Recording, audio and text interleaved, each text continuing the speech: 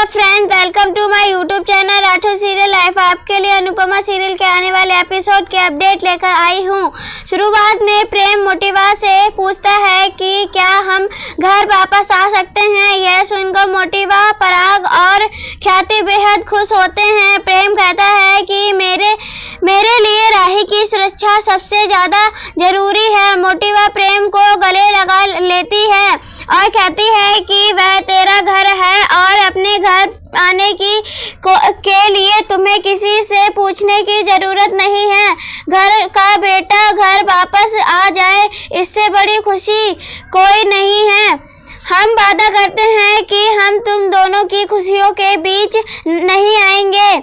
प्रेम पराग से पूछता है तो पराग भी मन में भावुक होकर कहता है कि तुम बस घर वापस आ जाओ। मोटिवा अनुपमा से पूछती है कि क्या आपको कोई ऐतराज है। अनुपमा कहती है कि नहीं, मुझे कोई परेशानी नहीं है। इसके बाद मोटिवा खुश होकर ख्याति से कहती है कि तुम पंडित जी से कहो कि हमें घर में बहुत बड़ी पूजा करवानी है। हमारे प्रेम और राही घर वापस आ रहे हैं, इसकी खुशी में हमें पूजा करवानी है। आगे वह कहती है कि अब हम लोग निकलते हैं, तुम दोनों के घर वापस आने के स्वागत की तैयारी करनी है। इसके बाद वे चले जाते हैं। प्रेम राही को समझाता है कि उसने ये फैसला उसकी सुरक्षा के ध्यान में रखते हुए लिया है। राही भी उसकी बात से सहमत होती है। प्रेम उम्मीद जागता है कि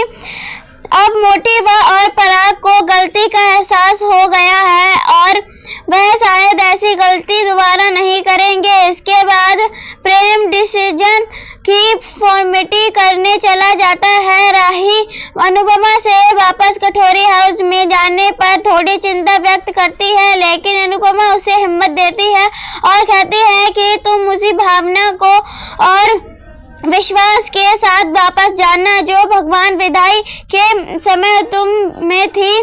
दूसरी तरफ लीला यह बात जानकर हैरान होती है कि प्रेम और राही वापस कटोरी हाउस में रहने जा रहे हैं। वह कहती है कि जब वापस ही जाना था तो इतना तमाशा करने की क्या जरूरत थी। वह अनुपमा को दोष देती है कि उसने होली पर इतना बड़ा तमाशा किया। पाखी भी लीला से सहमत होती है और अनुपमा को दोष देती है। पाखी आरोप लगाती है कि अनुपमा की जिंदगी हमेशा उलझी रहती है, इसलिए वह दूसरों की जिंदगी में दखल देती है। तभी बाबूजी दोनों को डांटते हैं और कहते हैं कि अनुपमा के बारे में कोई कड़वी बात नहीं बोलेगा। वह लीला और पाखी को कहते हैं कि तुम भी घर छोड़कर जा चुकी हो, लेकिन वापस आई थी ना। किसी ने तुमसे पूछा कि वापस क्यों आई। वह दोनों को अपने अंदर की गलतियां देखने के लिए कहते हैं।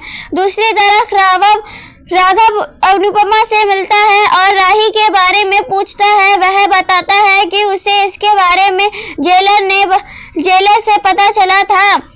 अनुपमा बताती है कि वह अब ठीक है, लेकिन वह चिंता करती है कि आखिर किसने उसकी बेटी पर ऐसा जानलेवा हमला किया। अनुपमा भावुक होकर रोने लग जाती है। तभी कार्तिक वहां आता है और राघव को डांटता है कि उसने अनुपमा को रुला दिया। अनुपमा बताती है कि ऐसी बात नहीं है, बल्कि राघव ने तो उसकी बेटी में बारे में पूछा और वह राही को याद करके भावुक हो गई थी। कार्तिक हमलावर के बारे में पूछता है तो अनुपमा बताती है कि इसका पता अभी तक नहीं चला है और वह खुद भी इसको लेकर परेशान है। इसके बाद कार्तिक उसे कार्यक्रम में चलने के लिए कहता है। अनुपमा के जाने के बाद राघव कार्तिक से उसका वादा निभाने के लिए कहता है, क्योंकि उसने वादे के लिए फंक्शन में हिस्सा लिया था। कार्तिक हामी भरता है। राघव इस बात से डरा हुआ होता है कि जब अनुपमा को राही के हमलावर की सच्चाई पता चलेगी तब क्या होगा। दूसरी तरफ प्रेम और राही घर लौटते हैं और कहते हैं कि सोचा नहीं था कि इस घर में इतनी जल्दी आएंगे। वे दोनों फैसला करते हैं कि अब वे एक दूसरे को समझेंगे और एक दूसरे की हिम्मत बनेंगे। इधर गौतम परेशान होता है कि अब जब प्रेम वापस आ गया है तो वह कंपनी में वापस आने की कोशिश करेगा। प्रार्थना प्रेम का समर्थन करती है और पूछती है कि इसमें गलत क्या है। गौतम गुस्सा होकर कहता है कि यह कंपनी इतने सालों में मेरी मेहनत से बड़ी हुई है और प्रेम मुझसे यह सब छीन लेगा। इसके बाद प्रेम काम पर जाने की बात करता है, लेकिन मोटिवा और अनिल उसे राही के साथ रहने के लिए कहते हैं। इसी बीच मोटिवा यह जानकर हैरान रह जाती है कि अनुपमा सेंट्रल जेल में काम कर रही है। सेंट्रल जेल का नाम सुनकर मोटिवा, पराग और अनिल घबरा जाते हैं। मोटिवा बाहर आती है और तो उन्हें चक्कर आते हैं। तभी पराग और अनिल उन्हें संभालते हैं। वे कहते हैं कि उन्हें पता है वह सेंट्रल जेल के नाम से घबरा गई हैं।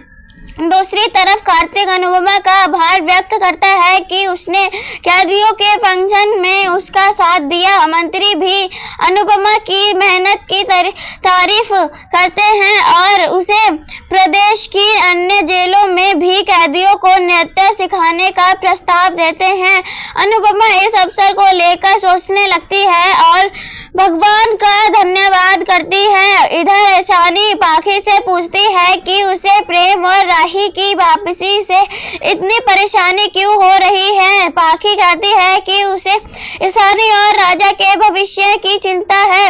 ईशानी जवाब देती है कि उसे राजा में कोई दिलचस्पी नहीं है। पाखी को एहसास होता है कि वह ईशानी पर अपनी सोच थोप रही है, लेकिन वह कहती है कि वह यह सब उसकी भलाई के लिए ही कर रही है।